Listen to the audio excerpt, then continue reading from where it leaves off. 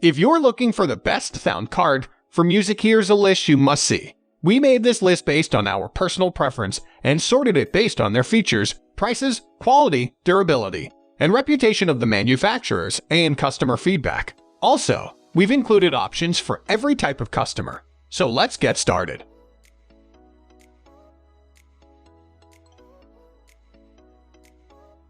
At the first position of our list, we have FOCUSRITE SCARLETT 4 i4 3RD. Does everyone put the SCARLETT at the top of their list of best external sound cards? Well, that's because the SCARLETT is simply one of the best options out there. It has been for a while, and it will probably stay. Now, am I saying that it's perfect? No, of course not. Everything has its flaws. But come on, the 3rd gen SCARLETT unit is too good to ignore and gives you amazing value for your buck. This is what we've come to expect from FOCUSRITE SCARLETT series. High-quality external sound cards that won't leave you without your rent and food money. I had the SCARLETT A6 first generation, which served me well for years before I upgraded. This is definitely an excellent choice if you are just starting. Moving on to the next at number 2, Universal Audio UAD Apollo Twin MKII. At first glance, the MKII version of the Apollo Twin looks pretty much the same as the original, minus the color. You can connect it to your PC. It's compatible with Macs. Don't worry, Apple fans, start it up and use it to record studio-quality vocals. Just a warning, this thing eats up a ton of electricity, so no bus power, I'm afraid. The sound card comes with the same game-changing preamps, just like the previous version.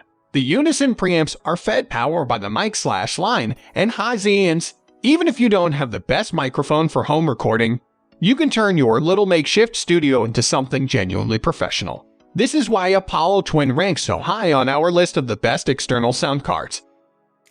The number 3 position is held by Audient ID4 MKII. The ID4 is a 2-in-2-out 24-bit/96 HC compact desktop design with one rear-mounted mic/line input and one front-mounted instrument input. The mic pre is Audient's long-established 8024 class of circuit, and the instrument input is a JFET design. On the back is the 48V Phantom switch alongside a pair of 1/4 balance monitor outputs. On the front edge is the instrument input and both 1/4 and 1/8 headphone outputs. Both headphone sockets receive the same signal and can be used simultaneously, which is very handy. The push action dims both headphones and main outputs, and you can also mute just the speaker outputs using the speaker button. Meanwhile, using the speaker button and ID button together allows you to adjust the left/right balance of the zero latency monitoring. Alone, set ID button activates the encoder mode so you can use the main knob to adjust DAW plugin parameters. Finally, the top panel includes a 5-step output meter that temporarily doubles as a level indicator when you adjust one of the controls. Next at number 4, we have SSL2 Plus. Do you want your recordings to sound sleek? You're looking for that high-end studio sound, aren't you? But you don't want to spend a 6-figure sum on a studio, right? For all of those chasing that mystic SSL sound, I've got a treat for you. The SSL2 Plus is the older brother of the SSL2. The two cards are the same. However, the SSL2 Plus comes with 2 additional outputs, a MIDI input and another headphone out. The last one comes in handy when you're trying to monitor different mixes. There's also the addition of the 4K button that gives you some additional presence, so your vocals sound just right. The high-end boost will make you feel like you're monitoring a signed performer in a professional studio. You have to use your imagination a bit too. There's also the combination of mic/line inputs. It has the impedance option, allowing you to instantly switch between bass/guitar signals to those from a drum machine. The number 5 position is held by Native Instruments' Komplete Audio 2. The 2-input/2 output sound card comes with a pair of identical microphone/instrument inputs. You can find the connections on the space-saving XLRs, which have individual switches. These switches allow you to select and deselect single instruments. Besides the inputs, the front of the card also has a nicely sized balance knob. This controls your primary output levels. At the top of the panel, there are nice and bright input meters and USB indicators. You can find the headphone output here as well. The back houses a USB connector paired up with 2 TRS jacks and a single Kensington security slot. Throw in some good software, and you get massive value for less than $150. That's how Native Instruments MKII found itself on our list of best external sound cards. The number 6 position is dominated by the RME Babyface Pro FS. Our top pick is the sound card I have been personally running in my own home studio over the last year. With the original version of the Babyface Pro, the RME proved that they're committed to superior craftsmanship and delivering the best sound processing under $1,000. With the latest Babyface Pro FS version, RME is out to prove itself to the new consumers. Created from a single aluminum block, this high-end sound card is surprisingly portable. Like all of the other RME sound cards, it comes with a real-time mixer that allows the Babyface Pro FS to record and perform with equipment when needed. With class compliance, you don't need to install any drivers to use the Babyface. The device is automatically recognized when you activate the CC mode. The Total Mix FX software gives you full control over the card and lets you create, store, and load preset mixer settings, along with having a fantastic loopback option.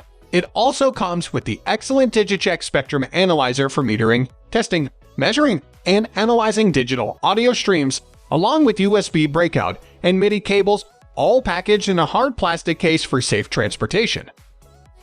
Moving on to the next at number 7 with Audient Evo 4. Are all the other interfaces a bit too expensive for your taste? Do you want to save a few dollars more? Then look no further than Audient Evo 4. Launched at the last NAMM show, the sound card has gotten rave reviews in just a few short months since it has been out on the market. The Evo comes with 2 inputs on the back and 1 instrument input on the front for bass/guitar. By turning one input on, you override the first one. There are also 2 outs for speakers and the main dial, which controls your monitor's output levels. People who buy their first sound card don't want a ton of knobs, dials, and switches to confuse them. That's why Evo's big dial is good. It's a perfect solution for people who want to have a hard-wearing and straightforward desktop card they can carry around in their backpack. Audient Evo 4 will solve the problems you didn't even know you had. The number 8 position is held by Mackle Onyx Producer 2.2. Next up, we have the Mackle Onyx Producer version 2.2. Clean sound? Check. Analog connections? Check. A more than the capable interface that's both simple to use and complex enough to give you a clean signal. Double check. That's why Mackle Onyx regularly finds itself on our top of the best external sound card list. The user can connect up to 2 microphones/instruments at the same time. The inputs are a combination of jack/XLR connectors, so you don't have to worry about buying new cables, no matter what connectors you might already have. Just like the previous 2 entries, the Onyx also has a large mix knob. It allows you to monitor your performer during the recording with 0 latency. The front of the card features a headphone output with an additional level knob for monitoring purposes. Around the back, there are 2 1/4-inch jack inputs where you can connect your monitors. The card's back also features 2 MIDI connectors, which can come in handy when you are doing your demos. Throw in a metal case, and you have one quality card at a laughably low price.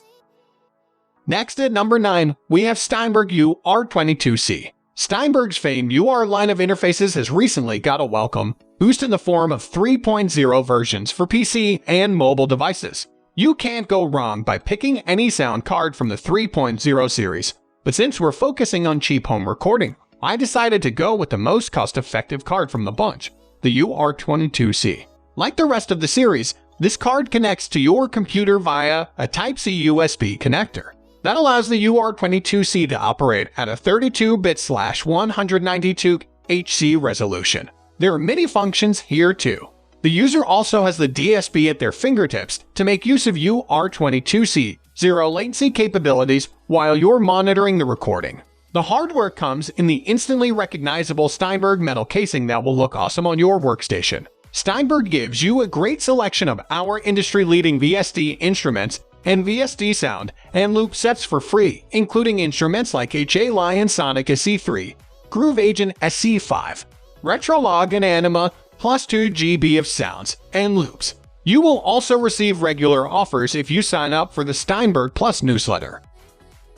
Finally, the number 10 position is dominated by MOTU 828s. MOTU 828s is a seriously powerful rack-mounted audio interface that can be used for both studios and live performances. It has been designed with musicians in mind, but it also works well as an interface for recording vocals or instruments. It has an incredibly dynamic range of 123 dB and latency as low as 1.6 ms, making it perfect for recording or live mixing. With this device, you can use up to 24-bit/192K HC resolution with a host DAW or as a standalone mixer and be compatible with Thunderbolt and USB on Mac OS X and Windows systems. The 828 has 28 inputs, including 8 1/4 TRS inputs and 2 XLR 1/4 combo jacks for mics or instruments. You won't find anything like it anywhere else. The outputs on this device are just as plentiful. It has a total of 32 outputs, such as 8 1/4 TRS ports, 2 pre-converter 1/4 sends, balanced XLR main outputs, and independent 1/4 TRS headphone outs. That's all for today. We upload music product review videos every single day, so don't forget to subscribe and hit the bell icon for the upcoming video notification.